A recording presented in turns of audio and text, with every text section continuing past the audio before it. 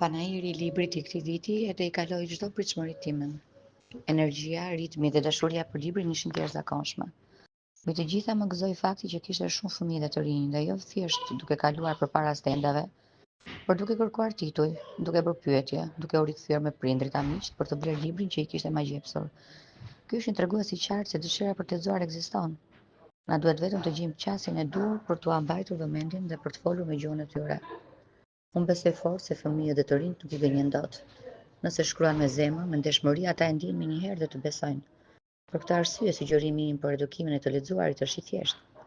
T'u krijojmë fëmijëve përvoja të bukura me librin. Jo detyrim, jo moralizim, por mundësi për t'u habitur, për të qeshur, për të pyetur, për të bërë të tyre në çdo histori. Kur leximi bëhet kënaqësi, ai nuk humbet më kurrë.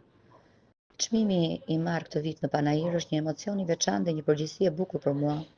Një nxitje për të vazhduar të shkruaj me të njëjtin përkushtim e ndershmëri që më ka shoqëruar deri më sot. Më prek sidomos ideja se vlerësimi i një libri për fëmijë do të thotë besim tek forca e letërsisë që formon, ngroh dhe rrit lexuesit më të vegjël. Dhe mesazhi im për lexuesit të gjitha moshave është ky: mbani gjithmonë hapur një derë brenda vetes për kurreshtjen. Lexoni ato që ju bën të ndaloni frymën, ato që ju bën të mendoni, të qeshni, ose thjesht ju marr me vete për pak. Sepse libri është një shoqërues që nuk ju tradhton kurrë, dhe leximi një udhtim që ju ndryshon pa e kuptuar.